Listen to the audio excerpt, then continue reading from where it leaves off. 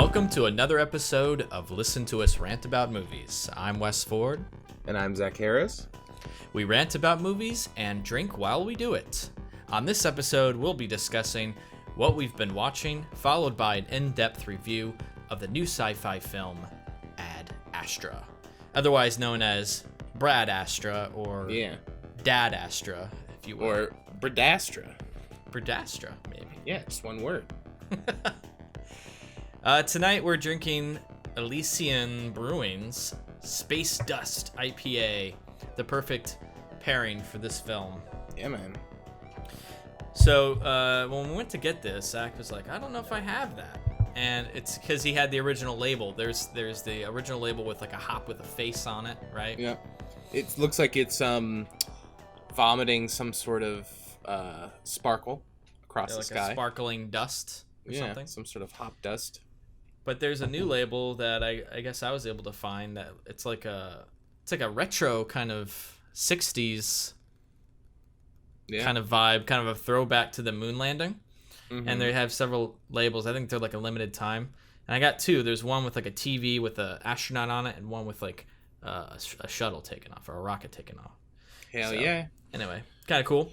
Let's give it a little little taste. With your cool fancy labels. Mine's not gonna taste as good.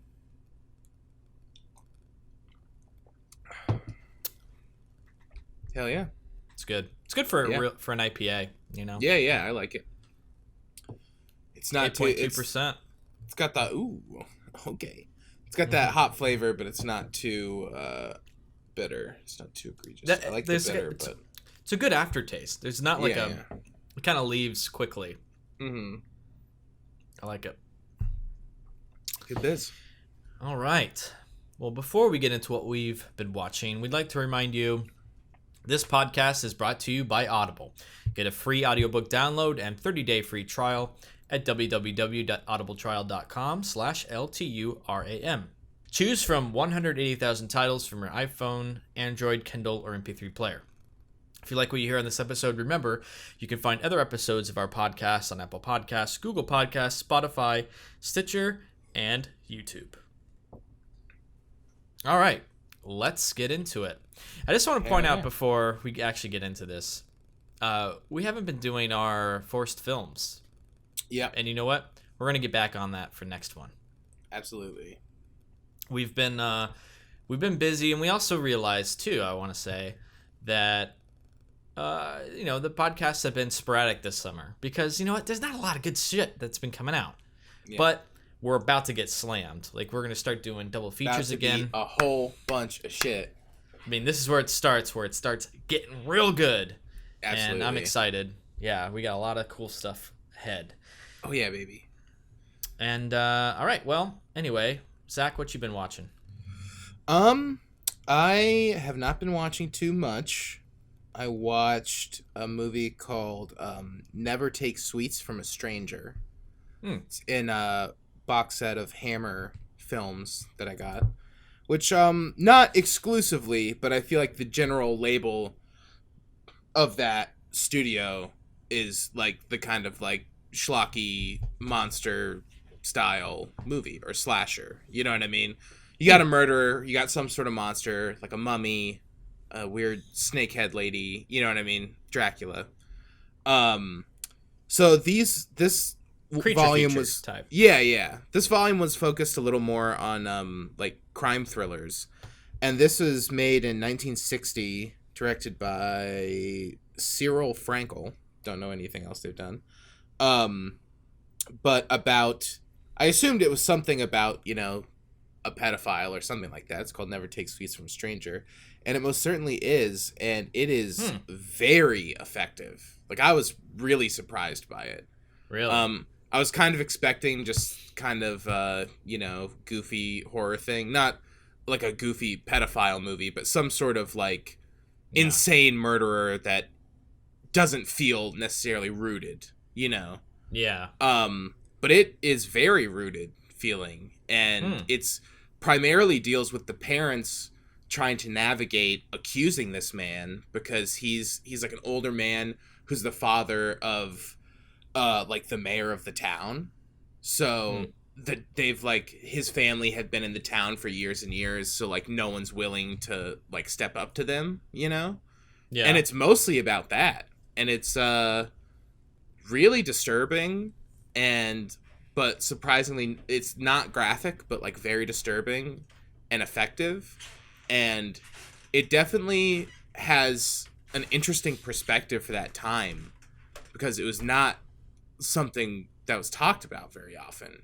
Right. And to have this perspective on it when it's like one of the few things around talking about it, I think is interesting. Yeah, that is interesting. Pretty shocking too. I really enjoyed it. I thought it was very good. Maybe my expectations were low, so that boosted it a little, but it was surprisingly effective.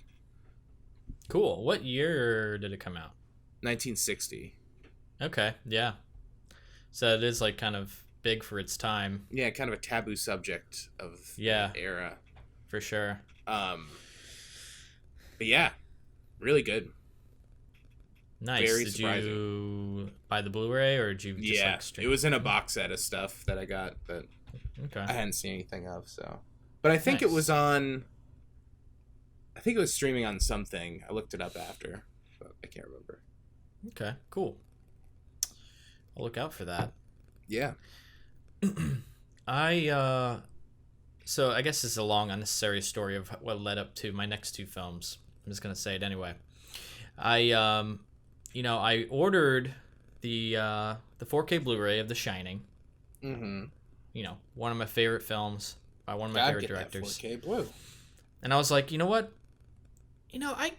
There's some films from Stanley Kubrick that I haven't seen, and I'm like, I should get on that. I want to watch. What am I doing? Because he's probably one of my top 3 favorite filmmakers. Yeah. And there's a couple that were on Prime. So I watched first one I'll talk about is Fear and Desire. Nice. From 1953. It's like one of his first films ever. Yeah, I think it's the first feature. Yeah, it's hardly a feature because it's actually like 62 minutes long or something. It's very short. Very short. And I was like a little disappointed in it. I think he was definitely new. You know, he's new in his element there, and that's fine. There were definitely things that I liked about it. I think that there were kernels of ideas there, especially for its time, that were completely new. And it reminded me a little bit of like a kernel of the idea of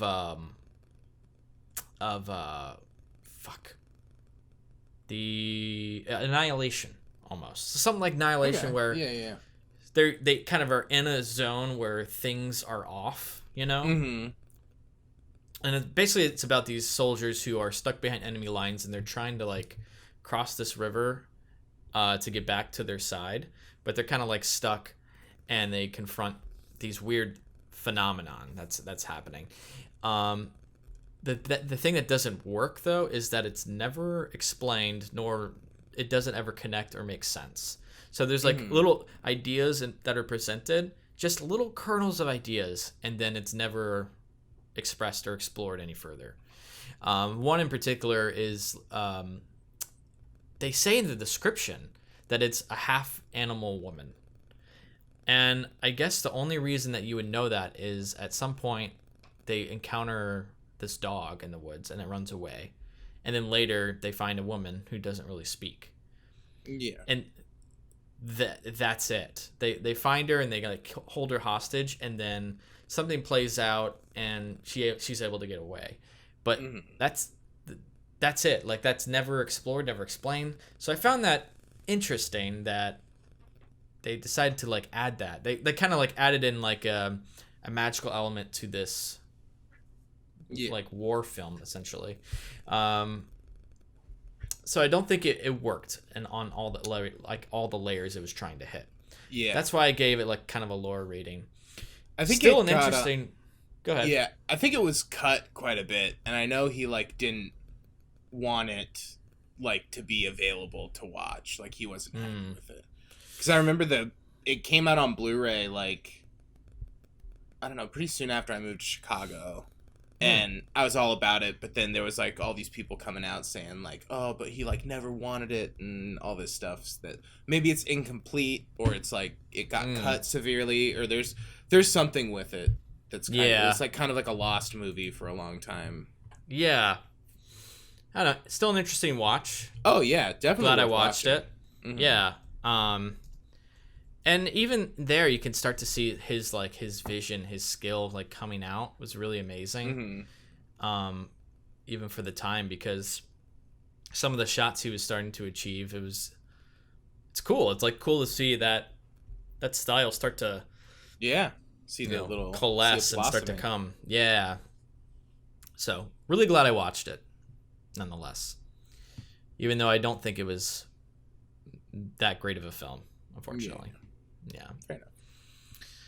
I agree. Yeah. I might as well just say my second one, and then you can go. Because it kind of tie in. The Killing. I watched The Killing. Ooh, nice. Hell yeah. And I realized halfway through that I'd seen it before. Oh, really? I had seen this because I was like, I know this. I don't remember where I saw it or when I saw it, but I definitely had seen it at some point. And I guess maybe I was younger and I didn't realize it was Stanley Kubrick. But we might have watched it at maybe Full we Sail, did, because it came out on Criterion when I lived there. So maybe, I got it around then on Blu-ray. Yeah, that sounded familiar, like Full Sail days a little bit. Anyway, either way, yeah, I watched it from the beginning all the way through, and I like this movie a lot. This movie, it's a banger, cool. Dude. It's a lot of fun. It's really fun, really good. Just like a good heist type movie. Yeah. I feel like Steven Soderbergh's like recent film with Adam Driver. Oh yeah. Very, very much inspired. Logan by Lucky. This. Yeah, Logan Lucky. Yeah, for sure. It had a lot of similarities to it. I can't remember if it was when Logan Lucky was coming out, but he releases the list of everything he watches, And I saw that on there quite a bit. Like, he was rewatching it a lot, so it would make sense if it was that era, but I rate it every year, so I can't remember like when it was from, Yeah, it totally makes sense, but yeah, really good, really entertaining film, Yeah. Again, especially for that time, good crime, good drama, good like heist film, and I recommend everyone watching it if you like that kind of thing. So that was like only a few years later, and it feels head and shoulders like above. Oh yeah, absolutely. The other film, like Fear and Desire, it's like he's on his shit here, Yeah. So anyway, 2 enjoyable films that I'm glad I watched. Now I can say I've seen like all his shit. For sure. Yeah. Hell yeah. Yeah, man. What else? I haven't watched too much. I watched a movie called The Snorkel, also a Hammer movie. The Snorkel. Yeah, this was the one I was probably most excited to watch. Severely misrepresented in its marketing material. But it's like a guy who murders someone by like gassing a room and then putting on a snorkel and attaching the hose to like oxygen outside and hiding below the floorboards until like everyone leaves. So he like sets it up and duct tapes, waits till she falls asleep, duct tapes up all the like and seals in the room, and then turns on all the gas, goes under the floorboards and waits wearing the snorkel, and then like hours and hours later, after like the police have left and stuff, like escapes. Wow. So it's a pretty like silly but also interesting idea for kind of like a murder mystery thriller thing. And it's also like there's it's ballsy for him to stay there. Yeah. It takes place on like the border. It is a English movie, like on the border of France or whatever. So he's like using the snorkel to swim, to sneak across the border. So it's like passport corroborates like his story and all this stuff. So it's kind of interesting. It definitely has some pitfalls of like some kind of classic stuff to like have to lighten it up. Like there's like a little girl in it who's like trying to figure out the mystery. It's like, maybe this is a little much, but overall it was pretty enjoyable. Definitely funny at times. Not as good as the other one I watched, but definitely like fun. Like a fun like murder mystery type deal. Nice. It sounds fun. Yeah. Cool. What else have I been watching? So I don't know how much I should talk about this because we're going to review another film by this director. But right after I watched Ad Astra, the day after, or a couple days after, I rewatched Lost City of Z. Nice. And I loved it a lot more than the first time. It's a great movie. The first time I liked it. Like, I actually really liked it, but I thought it's fine. And this time I, like, really, really, really liked it. And they definitely have correlations, no? Like, they definitely have similarities. I mean, we'll talk more in depth about that. Stuff. A lot of thematic things are very, very much in tune with each other. They're almost like really good companion pieces. Mm-hmm. Both Heart into Darkness stories, Heart of Darkness stories. I'd say one is about the father and one is about the son. And if you've seen them, you'll know. I don't know. I really enjoyed it. Although I have to say, I feel like the ending that I saw this time was different than the ending I saw in theaters. I didn't do any research on this, but I don't know if they changed the ending for the streaming or home version. Oh, that'd be crazy. I'll say that I remember in theaters a shot of them like actually like seeing, like looking upon the lost city at the end. Oh, really? And yes, and the one on Prime that I watched, they just go into the woods and then you never see them again. So I'm curious about that. I wonder if did I just make up that ending in my head, or yeah, so I was waiting for I it. Can't remember. Yeah, what I saw, but I guess it would have been the same as you. Either way, it's a great film. Charlie Hunnam was awesome in it. Robert Pattinson is amazing in it. Yeah, totally. Unrecognizable, And yeah, just a great film. Everyone should check it out. Big fan. Hell yeah. Yeah. Yeah, it's a banger, man. James Gray. I watched I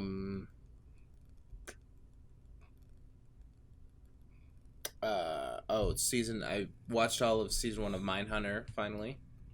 Oh, dude, nice. Yep. So, what'd you think? Popping on that. It's great. So you're still watching season 1? I started season 2 yesterday. Oh, cool, dude. Nice. I really like that show. Yeah, it's great. There's a little rocky patch towards the end, bridging into the second, but it's like already picked itself back up. Completely agree. There's a whole like arc in the first one that I wasn't a fan of. Yeah. But there was definitely near the end. It feels weird. Definitely enough there to keep it moving. I really enjoyed it. It's great. And I think Fincher directed the first 3 episodes of season 2. Oh, nice. As opposed to, I think, only the first 2 in the first season. If I'm not mistaken. Yeah, big fan of both seasons though. Season 2 is awesome. It gets more into the things that I think people like want to see. Yeah, for sure. Yeah. Cool, man. That's awesome. Great. Yeah. I just finished a show on Netflix. It's a limited series called Unbelievable. Okay. Stupid title. Hate the title. Really dumb. But interesting story. I thought overall it was fine. Like, I thought it was okay. It goes into unnecessary territory with the characters. Like, it starts out as like a procedural, and it's based on a true story about this young girl who is raped, and then but she her memory is hazy, and long story short, the cops basically push her into like admitting that it didn't really happen. Mm. And years later, they find out that these same, very similar attacks by this masked man is going in and raping women and leaving, and with the exact same kind of description as her story. And so it reopens her case, and it really centers on like these two female detectives, kind of trying to figure it out. Great acting, but it kind of follows too closely into their lives, and you have like these long scenes of them just talking about their lives, and it kind of can sound appealing, I guess, but it had no interest in it. I was just like, get back to solving the crime. I don't care about these little minute things that you're doing. So in that sense, it feels like these 8-hour-long episodes could have been cut in half. Like if you take all that shit out, you could have 4 episodes of like a tight, procedural crime show. Yeah. So that's a big flaw that I found. Either way, if you want something to kind of just have on, worth watching. But yeah, overall, I thought it's fine. I gotcha. Yeah. Yeah, that's what I've been watching, man. Yeah, I guess last thing I watched the Between Two Ferns movie. I did too. Not very good. Nah. I didn't expect it to be that good, but I thought it would be like maybe a little funnier. I agree. It just felt really weird. Credits were the credits were better than the film. Yeah, because it was like actually the show. Seemingly. Like the credits were actually the best part of the whole and movie. I really like Zach Galifianakis, but like I love Baskets. It's a great show. Yeah. But it just kind of didn't when I saw the trailer, I was like, this seems like such like a 2005 to 2010 movie. You know what I mean? Like taking it on the road, kind of hidden camera feeling type thing, like celebrity cameos. And then I was like, well, they must be doing something with that. You know what I mean? Because otherwise it's just going to be really weird. And then I watched it. I was like, yeah, it's just really weird. Like, yeah, it kind of falls apart pretty quickly, I think. Yeah, it wasn't that great.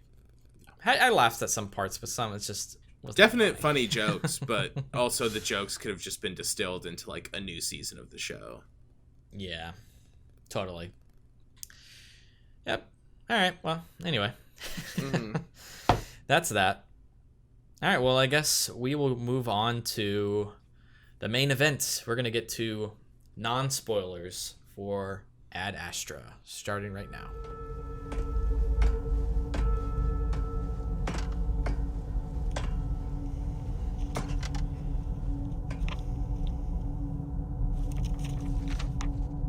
This is Major Roy McBride. I'm attempting to reach Dr. Clifford McBride. This is Dr. McBride's son.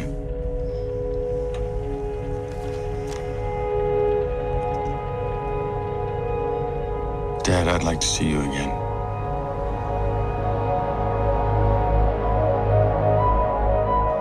I recall how we used to watch black and white movies together, and musicals were your favorite. I remember you tutoring me in math. You instilled in me a strong work ethic.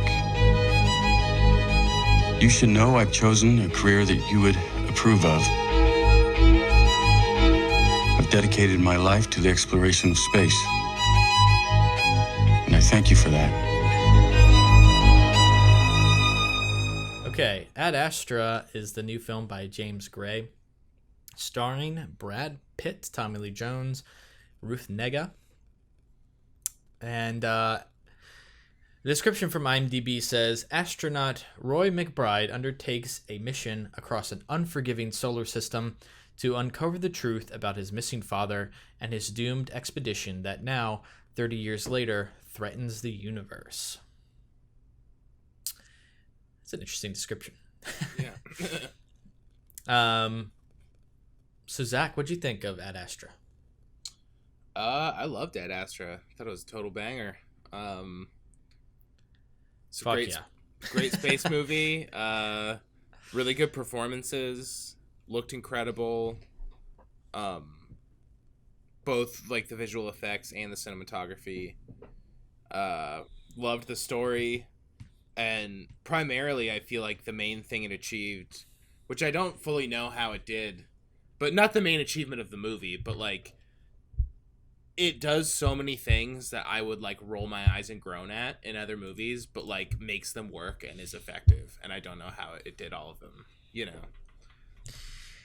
Yeah, I know what you mean. I want to hear more about that, but I'll say that, yeah, I love this movie.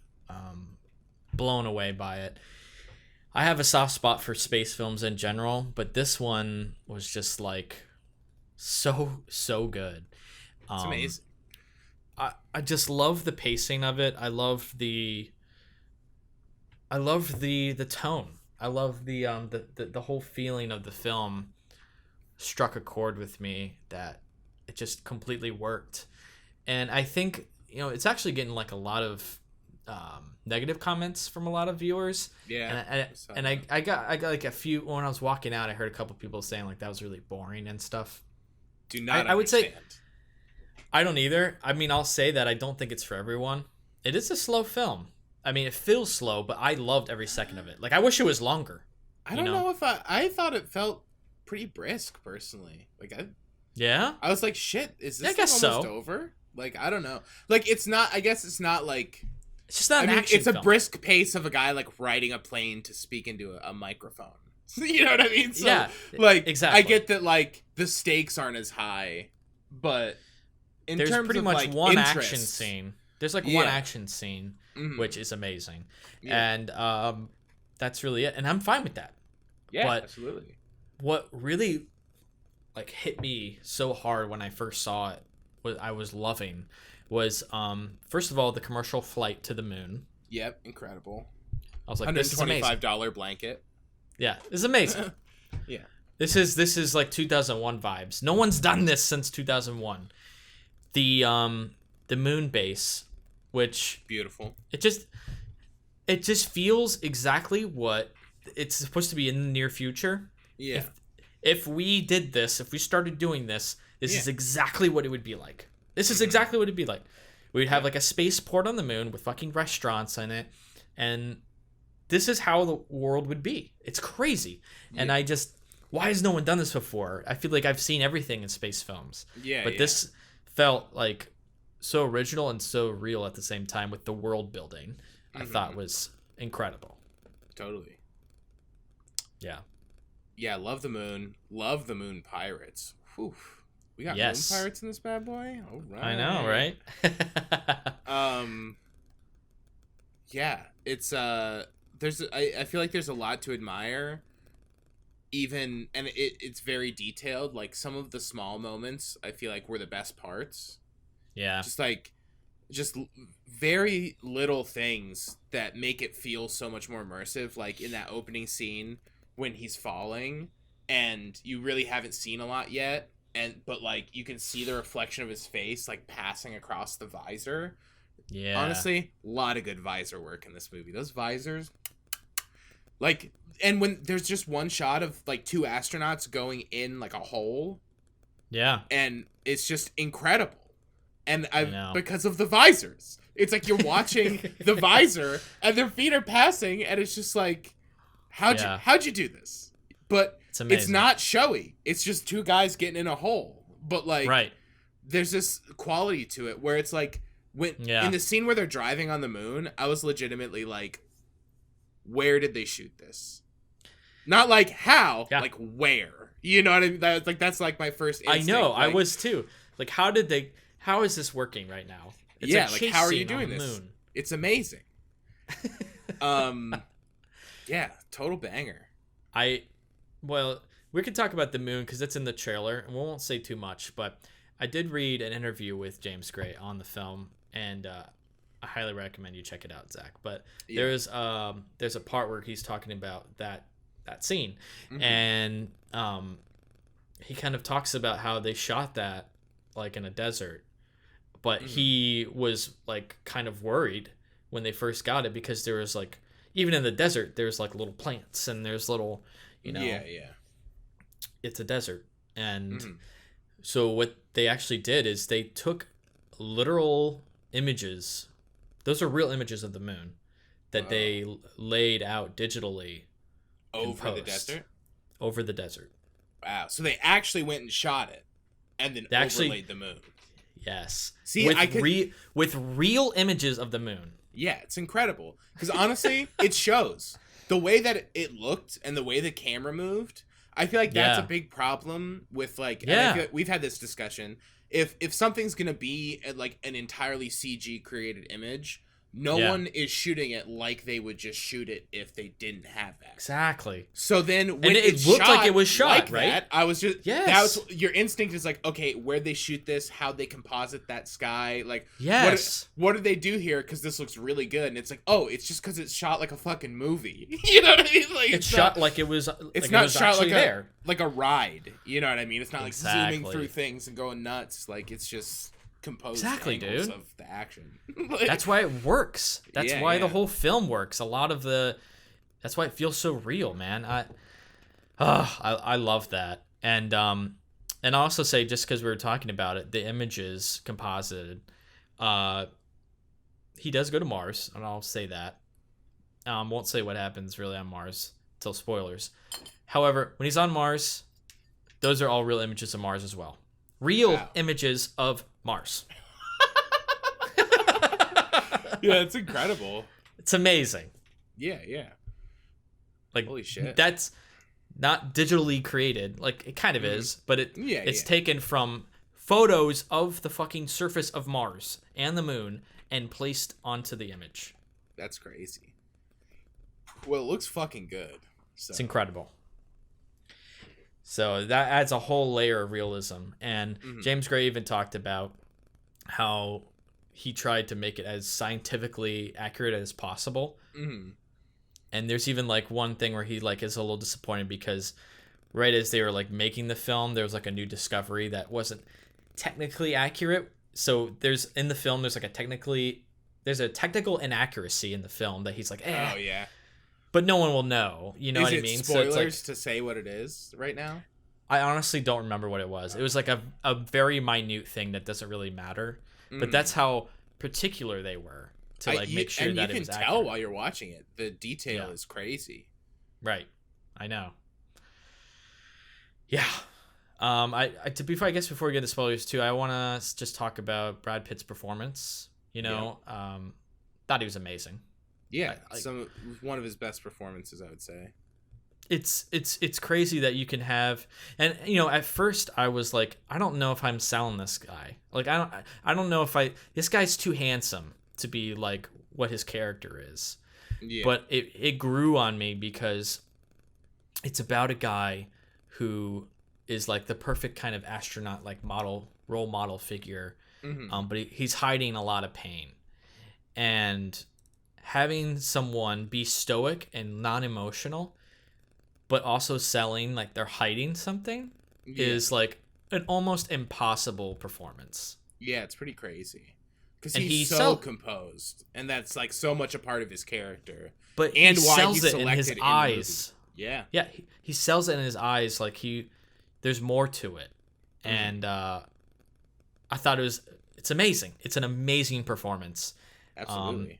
So that with Once Upon a Time in Hollywood, he's having a hell of a year. So, yeah, totally, man. Holy shit, man. I thought the cinematography. Yeah. Sorry, go ahead. No, you cinematography. Something we got. Quick thing, yeah. Cinematography was by Hoyt van Hoytema, who did the Interstellar as well. So, yeah, kind of a cool. Lots of good colors, and that grain layer. Yeah. I don't know if it was because, like, I saw it in IMAX, so it's, like, real big, and it started, and I was like, grainy little baby, okay. But the grain was so good. Like, it looked beautiful. It was very good. I saw it in XD, which is a bigger format than a regular theater, but it's nowhere near IMAX. I want to rewatch it in IMAX. Honestly, yeah, the IMAX was worth it, I think. It was expensive to go. So we went to like the real big one at Navy Pier, like downtown or whatever, but it was worth it. Which I realized the only times I'd ever been to that theater is I saw this, and I saw Interstellar, and I saw Gravity. So anytime there's a big space movie, I'll go to that. Those are the only times. To. Navy Pier in general, like the whole park, only been to see space movies. It's pretty funny. That's amazing. One thing also I wanted to talk about was I thought the score was amazing. Yes. Really liked the score quite a bit. Great score. Really good start with some nice like ambient synth, but gets really orchestral later on, and then kind of like finds an interplay between those two.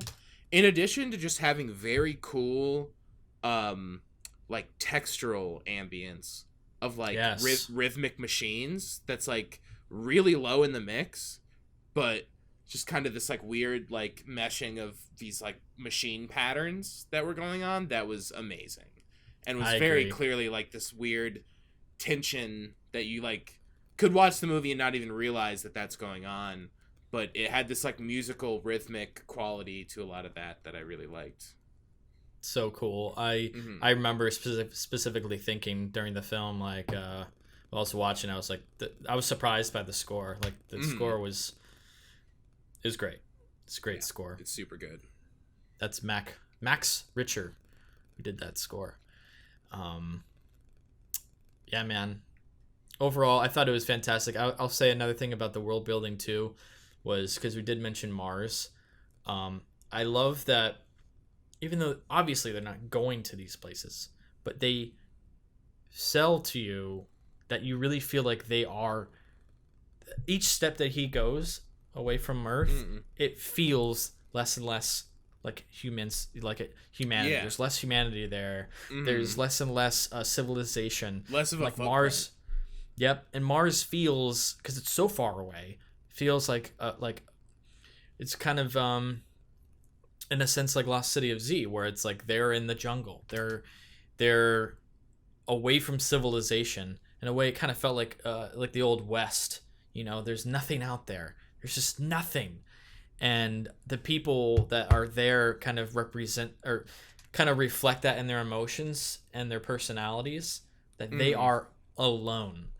And I thought that was really compelling as well. Like just showing that distance in in that way, or really a realistic way that no one's also ever done before. Yeah, totally. It's amazing. So either way, I think we're obviously both big fans of the film, and I don't know why people don't like it. Some people don't. I don't understand, but it's definitely one of my favorite films of the year. Yeah, and I can't wait to see it again. So, yeah, Ad Astra, man. Let's move on to spoilers. Any final thoughts? Sure. No, not before. But before we get into it, just want to discuss something real quick. For the listeners, man. I don't know. You probably forgot about this. You're a forgetful guy. So. I did. Yeah.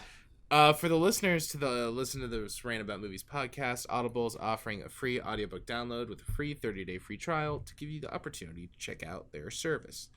To download your free audiobook, go to audibletrial.com/LTURAM. Again, that's audibletrial.com/LTURAM for your free audio book. I just want to say that I hit up that deal, man. I myself hit up that deal. Yeah. And I was like, you know what? Dr. Sleep's coming out. I love The Shining. Dr. Sleep's coming out soon. I'm gonna get a free audiobook. I'm gonna get a free audiobook. I did. So signed up for the free trial. I canceled it right away. And I got a free audiobook that I can keep for life with it. So nice. I'm listening to that now. I'm like, I think about almost halfway through Dr. Sleep, just listening to the audiobook. And side note, it's amazing because the guy does great New England accents, great Boston accents throughout like the whole thing, and you would laugh your ass off knowing you, Zach. Nice. Either way, get a free audiobook. It's worth it. You can listen to Dr. Sleep like me before the movie comes out. And it's like you read it. So hell yeah. All right, moving on to spoilers of Ad Astra, starting right now.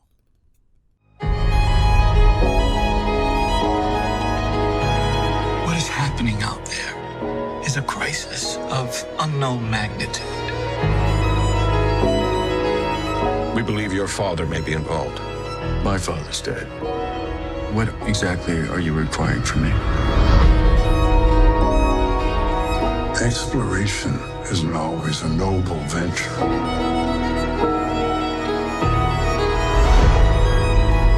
We have to hold out the possibility that your father may be hiding from us.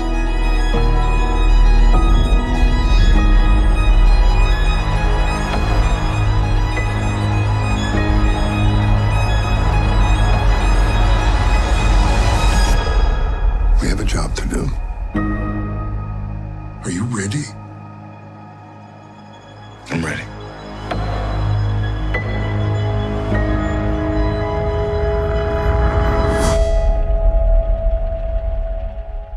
Start with the moon fight, I guess. Sure, yeah. That was amazing. Yeah, we talked a little bit about the cinematography, but Mm. I didn't expect like laser weapons or like a whole battle like that. That was cool. Yeah, it was pretty nuts, and the sound design was cool. Yes.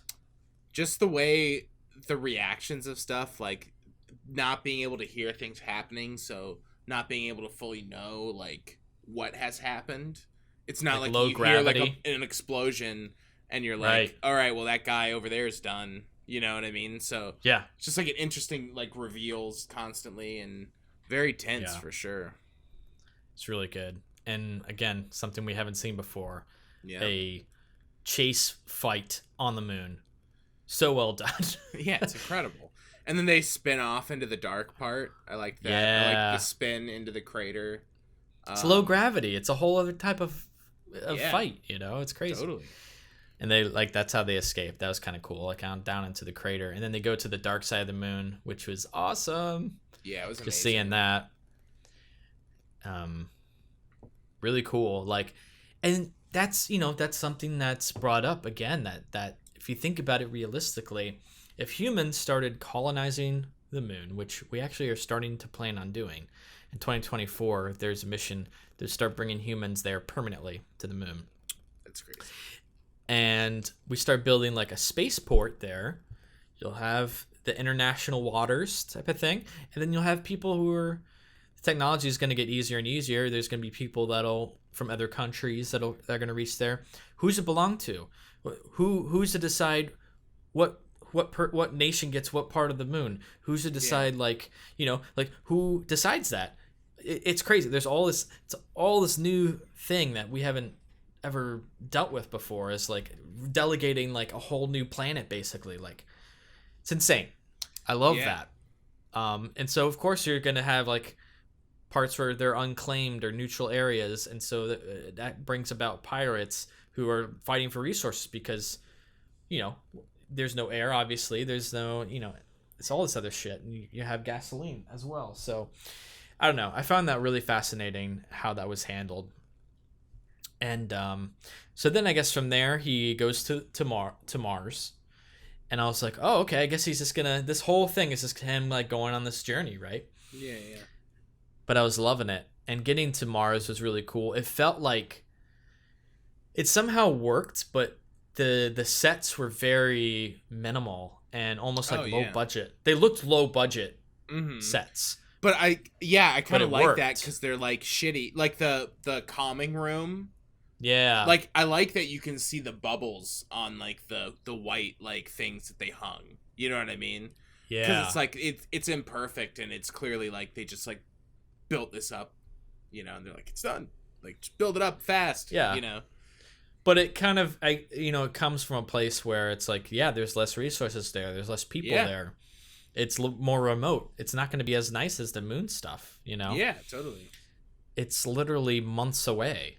And I don't know, I found that really cool as well. Just they stopped on the call between there too, right?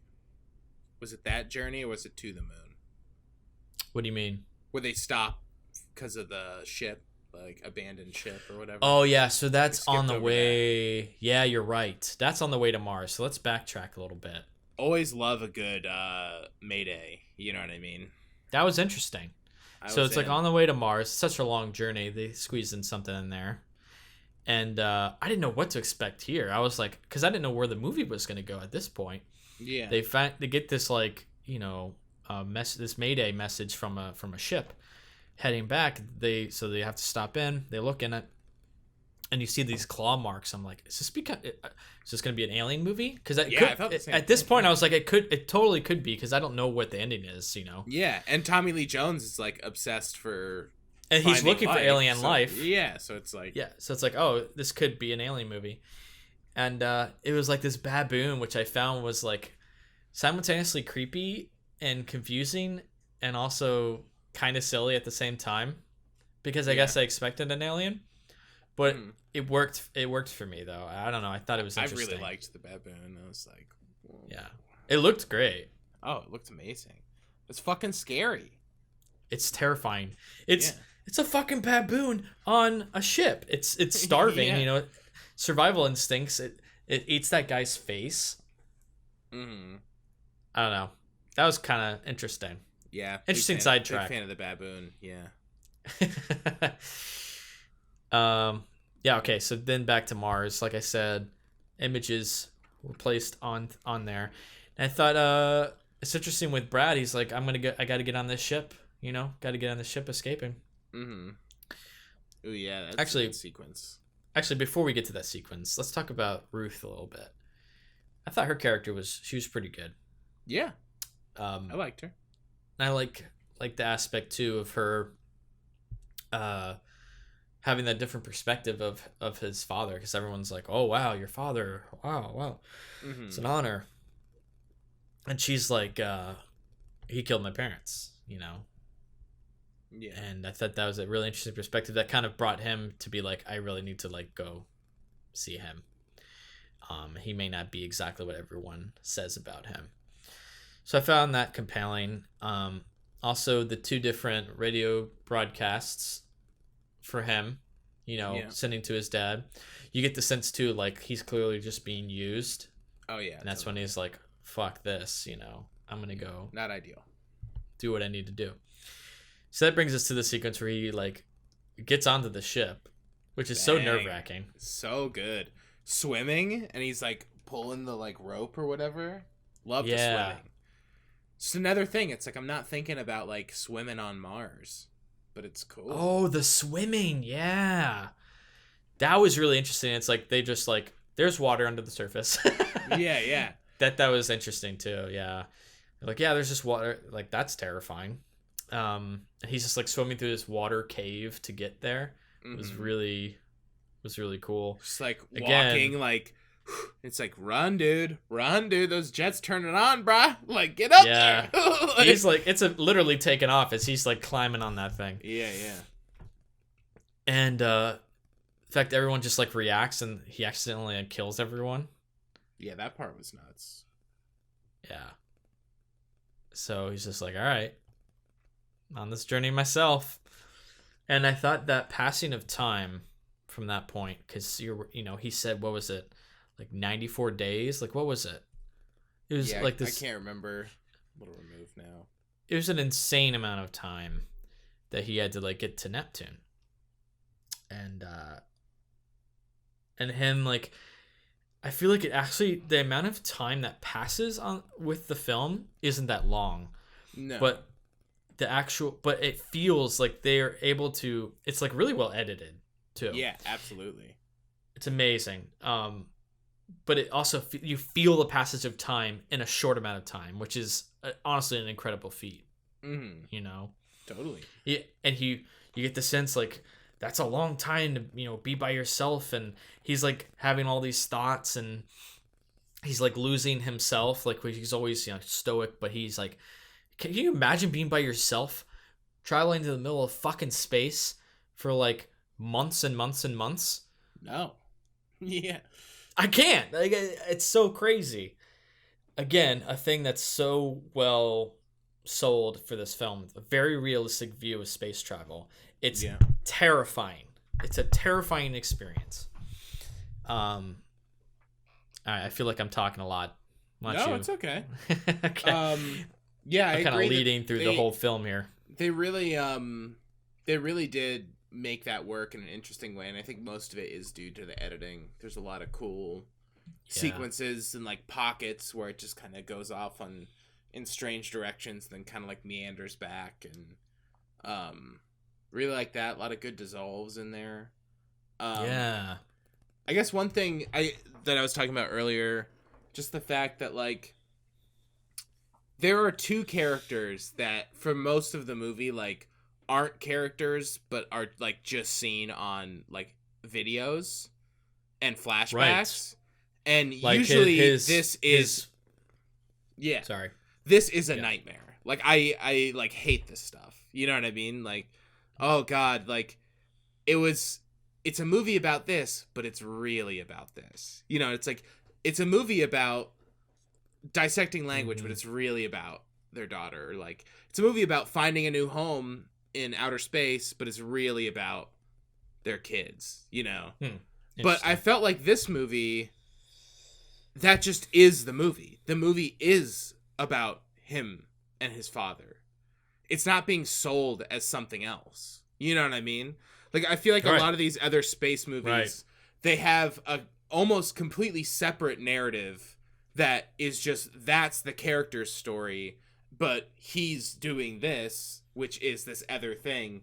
But I think this really worked because the quest literally was to find his dad. That is like the A to B, what is happening in the synopsis of the movie, why he is there. So I think for me, a lot of that stuff tied in way better because it's ingrained as part of the narrative as opposed to this like just character piece because they have nothing else, you know. It's you know, it's a man going into the heart of darkness to find his long lost father, and it just happens to be placed in the near future in space, you know. And like exactly, it's like it could have been any fucking moment in time, and the fact that it is where it is in that setting, it's so well done within that setting, but it's not enough to where it's like it's about that. It's enhanced realistically his environment, but it's not about that environment. It still stays true to the main plot of the film. Yeah, you bring up a good point. Like there's no distractions. You get a sense of other things that are going on in the world and what the world's like.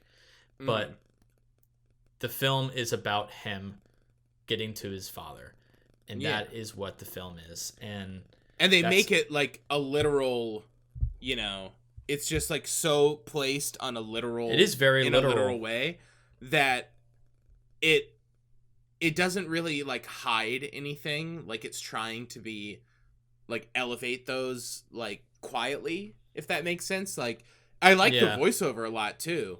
But if in a different movie, a character just had a voiceover scene where they just explain exactly their emotions and then like say what they think about what's about to happen, I'd probably be like, man, that's brutal. You know what I mean? But somehow this movie just makes it work. I don't know how. Like I don't know how. It's like one thing could be off and the whole thing could teeter, you know? Like it's kind of an amazing feat. Like you said, like, there's elements in there, like the voiceover and stuff. I would hate that normally. Yeah. But it worked. It just works. Yeah, and it's great. I cannot explain why. It just does. I think part of it is, like, it just being upfront about, like, this isn't, like, a complicated thing.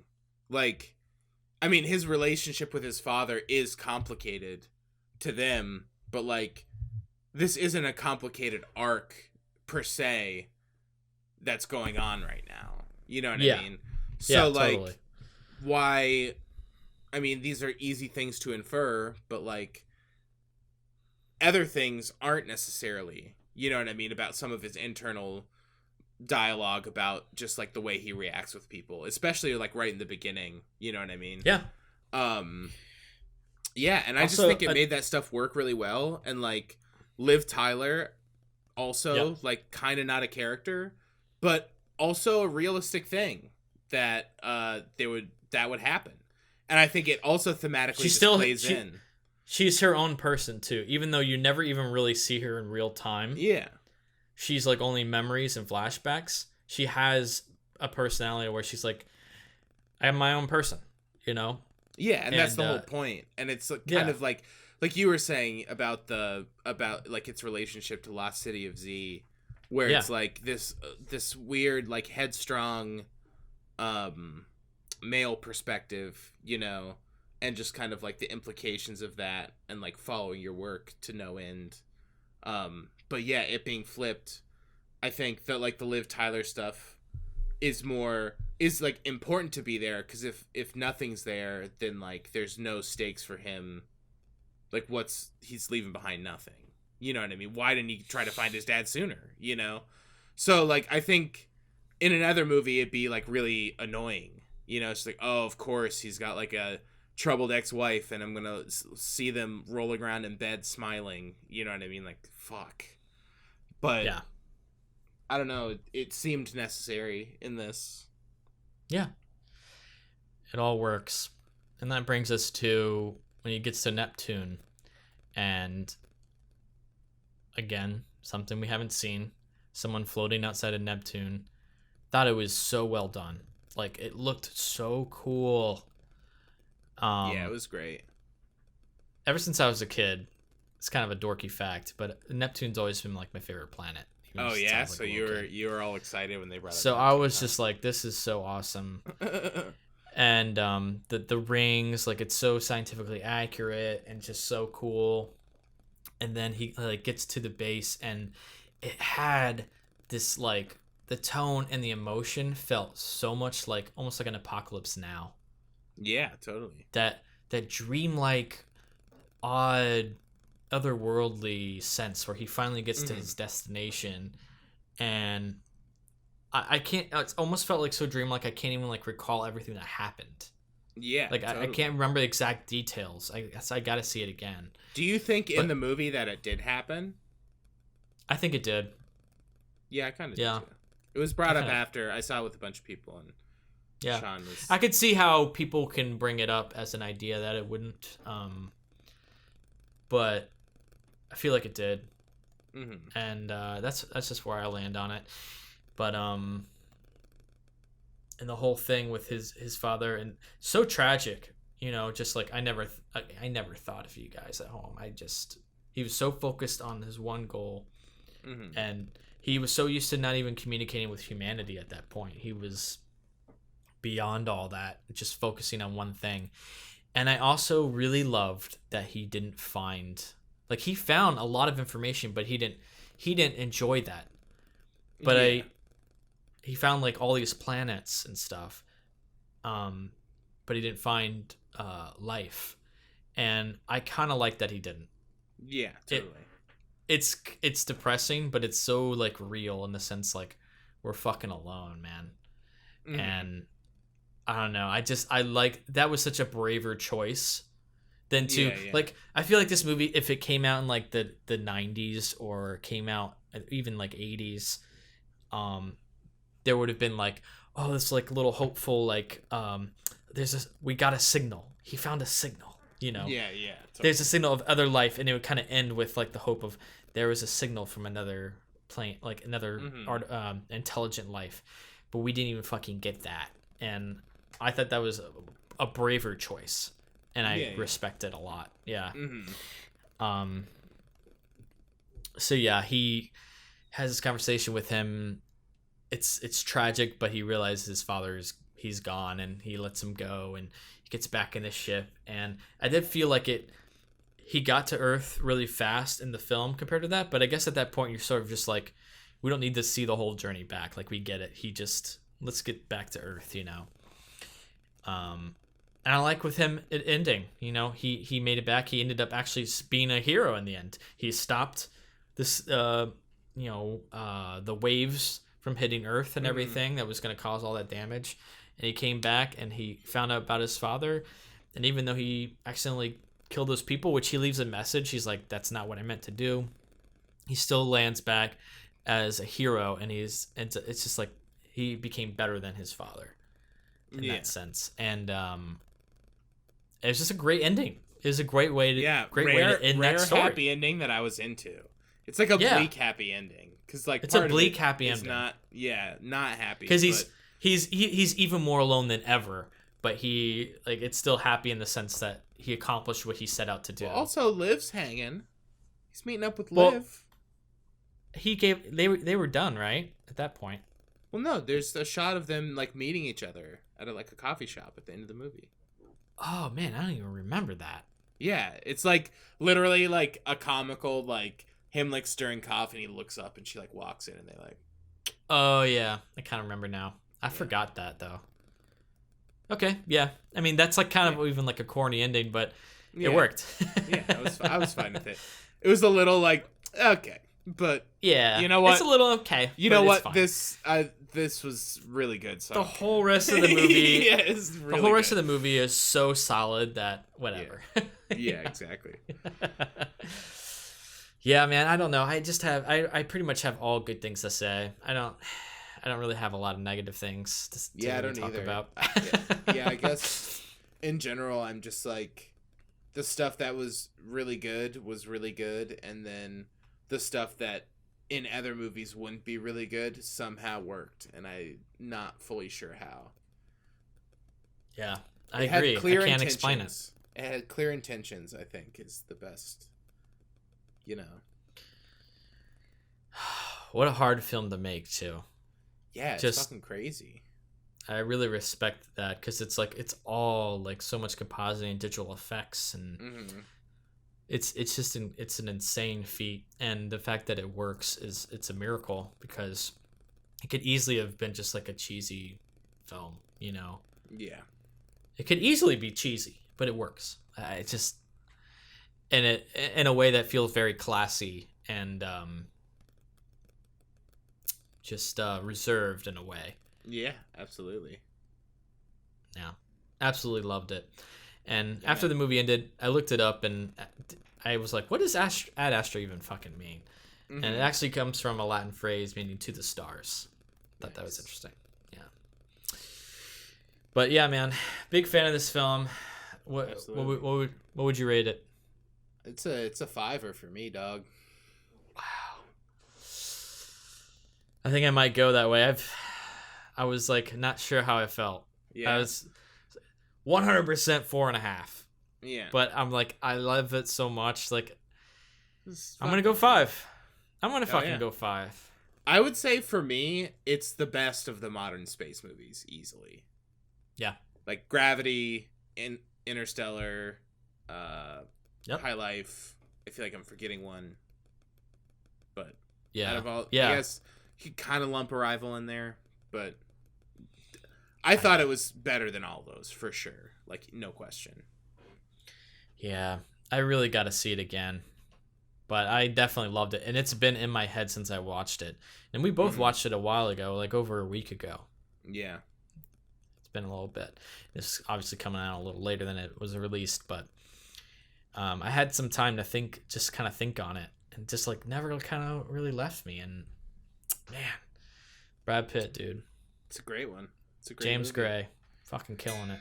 Yeah, James Gray's champ. I gotta watch. There's still a couple of his I haven't seen. I need to get those did. Same here. But yeah, man, cool. Well, that's gonna conclude our episode for this evening. This concludes our episode for this episode. Yeah. As always, you can find other episodes of this podcast on Apple Podcasts, Google Podcasts, Spotify, Stitcher, and YouTube.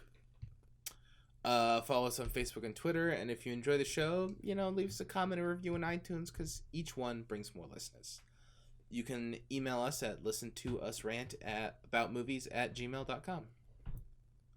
Thank you to our Patreon producer, Sean Pierce, and our other Patreon supporters.